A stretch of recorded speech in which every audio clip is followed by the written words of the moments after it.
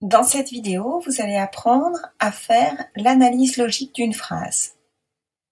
Avant tout, il faut distinguer les phrases simples qui ne comportent qu'un seul verbe conjugué, c'est-à-dire une seule proposition, ou alors s'il y a plusieurs verbes, conjugués ou à l'infinitif, ils n'ont qu'un seul sujet exprimé. Nous lisons et apprenons un poème, nous est sujet des deux verbes. Je veux tout savoir, c'est moi qui veux, et c'est moi qui sais. En revanche, dans la phrase complexe, il y a plusieurs verbes qui peuvent être conjugués ou à l'infinitif et qui ont leur sujet propre, leur sujet exprimé. Chaque verbe a son sujet. Ça peut être d'ailleurs un pronom qui remplace le nom. Le texte que tu as lu était extrait d'un roman. Il y a à la fois le sujet de était extrait, c'est le mot le texte, et le sujet du verbe a lu, c'est tu. Ici, c'est une phrase complexe qui comporte plusieurs propositions. On commence par compter le nombre de propositions. Il faut compter le nombre de verbes qui ont un sujet propre, un sujet exprimé. On a autant de verbes ayant un sujet propre que de propositions. Regardez par exemple la dernière phrase. J'aime le texte que tu m'as lu parce qu'il me rappelle de bons souvenirs et je vais aussi le partager. On a le verbe aime, a lu, rappelle, vais. Nous comptons 4 verbes ayant des sujets exprimés, même si c'est le pronom je qui est répété, il est exprimé plusieurs fois. Cela nous fait donc 4 verbes, 4 propositions, c'est une phrase complexe et nous allons pouvoir identifier les propositions. Ensuite, on doit identifier la nature de chacune des propositions. Pour cela, il faut regarder le mot qui les introduit. Si c'est un pronom relatif, on a une proposition subordonnée relative. Si c'est la conjonction de subordination que, on a une proposition subordonnée complétive. Si c'est une conjonction de subordination,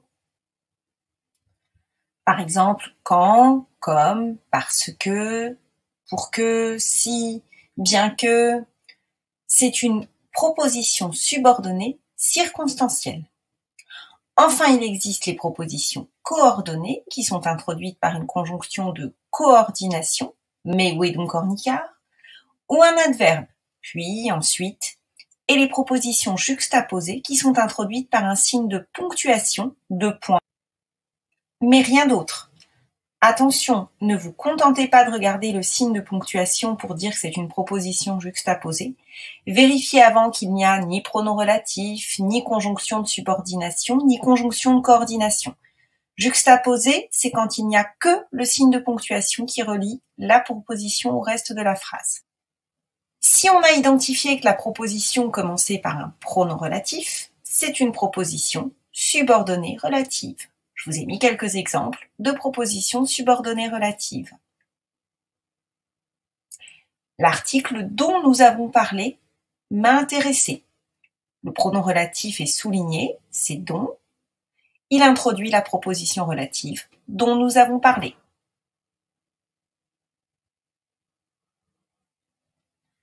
Avec la conjonction de subordination que, on introduit une proposition subordonnée complétive. Je vous ai mis quelques exemples. Je veux que vous lisiez ce texte. Que, conjonction de subordination, qui introduit la proposition subordonnée complétive, que vous lisiez ce texte. On peut aussi avoir des conjonctions de subordination qui introduisent différentes circonstances. On appelle cela des propositions subordonnées circonstancielles. Je vous ai mis quelques exemples pour exprimer le temps, la condition, l'opposition, le but. La cause, je le sais parce que je l'ai appris. La conjonction de subordination, c'est parce que. Et cela introduit la proposition subordonnée circonstancielle de cause parce que je l'ai appris. Vous avez peut-être remarqué que le mot que pouvait être ou un pronom relatif, dans ce cas il introduit une proposition subordonnée relative, ou une conjonction de subordination, et dans ce cas il introduit une proposition subordonnée conjonctive qui peut être complétive, il faut que tu apprennes ta leçon, ou circonstanciel. Dans ces cas-là, le que est mis avec une autre partie de conjonction. Bien que ce roman soit long, je l'ai lu en quelques heures. Pour ne pas confondre que pronom relatif et que conjonction, regardez ce qui est avant. Le que pronom relatif remplace le nom. Et la plupart du temps, il est juste après le nom qu'il remplace. Le texte que tu as lu. Que, c'est égal au texte, ça remplace le texte. Que est un pronom relatif. Il introduit donc une proposition subordonnée relative.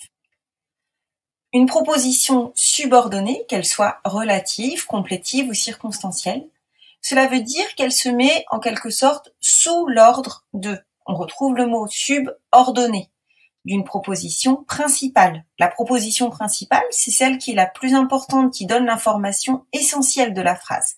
Et les propositions subordonnées viennent la compléter, l'enrichir, la développer. On peut aussi faire une phrase complexe avec des propositions coordonnées. Dans ce cas, les propositions sont reliées par une conjonction de coordination. Vous connaissez souvent, mais où est donc Ornicart? On peut aussi les relier par des adverbes, comme puis. Il est parti, puis il est rentré chez lui. Les deux propositions sont coordonnées. On peut aussi créer des phrases complexes avec des propositions juxtaposées. Dans ce cas, les propositions sont reliées entre elles uniquement par un signe de ponctuation, comme deux points ou point-virgule. Il faut qu'il n'y ait aucun autre outil de construction. Pas de conjonction, pas de pronom relatif, juste la ponctuation. Par exemple, dans la phrase « il est assis », deux points, il attend quelqu'un, seulement les deux points réunissent les deux propositions. Ce sont bien des propositions juxtaposées. Lorsqu'on fait de l'analyse logique, on doit aussi identifier la fonction des propositions. Pour cela, il y a certaines choses à savoir. Les propositions subordonnées relatives, par exemple, complètent l'antécédent. C'est toujours la même fonction. Les propositions subordonnées complétives peuvent être COD, c'est le plus fréquent, ou COI, mais elles peuvent être parfois aussi sujet ou attribut du sujet, ou encore complément d'un adjectif. Les propositions subordonnées circonstancielles sont compléments circonstanciels de temps, de cause, de but, de condition, etc. Tout dépend de la conjonction qui les introduit, du verbe de la principale. Par exemple, je le sais parce que je l'ai appris. Parce que je l'ai appris est complément circonstanciel de cause du verbe savoir. Enfin, les propositions coordonnées, les propositions juxtaposées n'ont pas de fonction. Les propositions principales non plus d'ailleurs. Il existe deux sortes de propositions un petit peu particulières, les propositions participiales et les propositions infinitives. Quand on compte le nombre de propositions, si on trouve des participes ou des infinitifs qui ont leur propre sujet propre, leur sujet exprimé, eh bien dans ce cas, ce participe ou cet infinitif forme à son tour une proposition. Par exemple, la phrase « Les élèves étant fatigués, le professeur décida de reporter le contrôle », c'est bien une phrase complexe avec une proposition participiale. Étant fatigués a un sujet propre, les élèves, qui n'est pas le même que le sujet du verbe décider, qui est le verbe de la principale. On a donc une proposition participiale, les élèves étant fatigués, et une proposition principale, le professeur décida de reporter le contrôle. De même, dans la phrase « Le professeur regarde les élèves travailler », nous avons le sujet du verbe « regarde », c'est le professeur, et une sorte de sujet pour l'infinitif, puisque ce sont les élèves qui travaillent. On a donc deux sujets différents, et les élèves travailler va bien être une proposition infinitive. Tandis que dans les phrases « Fatigué, le professeur alla se coucher » ou « Les élèves aiment travailler », ce ne sont pas des propositions, il n'y a qu'un seul sujet. Vous avez maintenant tout ce qu'il faut pour réussir vos analyses logiques. Je vous redonne la méthode en 4 points. Tout d'abord, soulignez et comptez les verbes qui ont un sujet exprimé. Cela vous donne le nombre de propositions. Ensuite, il faut identifier et encadrer les mots qui relient les propositions. Ça va vous aider à trouver la nature de chacune des propositions. Ensuite, vous allez mettre entre crochets les propositions que vous avez ainsi repérées et vous allez essayer de trouver leur nature en vous aidant du mot-outil que vous avez repéré. Et dans un dernier temps, vous pourrez indiquer la fonction. Cela ne concernera que les propositions subordonnées, puisque les juxtaposées, les coordonnées et les principales n'ont pas de fonction. Essayons avec cet exemple. Je pense que tu devrais lire ce livre. Première étape, je repère les verbes ayant un sujet exprimé. Je comprends ici qu'il y a deux propositions. C'est une phrase complexe. Maintenant, j'encadre mon mot outil. Ici, je repère que c'est que. C'est lui qui relie les deux propositions. Je reconnais que c'est la conjonction de subordination que. Cela signifie que ma proposition est une proposition subordonnée complétive. Ça, c'est sa nature. Je passe à l'étape 3. Je mets mes propositions entre crochets. Je comprends que la proposition qui commence par la conjonction de subordination que est une subordonnée complétive. Je mets aussi le reste de la phrase entre crochets, c'est la proposition principale.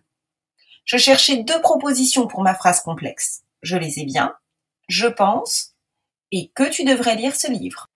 Nous arrivons donc à l'étape 4. Nous avons identifié que la phrase complexe comportait deux propositions, la proposition principale « je pense » et la proposition subordonnée complétive « que tu devrais lire ce livre ». Ça, c'est sa nature. Et sa fonction, c'est complément d'objet direct du verbe penser. Je pense quoi? Qu'est-ce que je pense? Que tu devrais lire ce livre.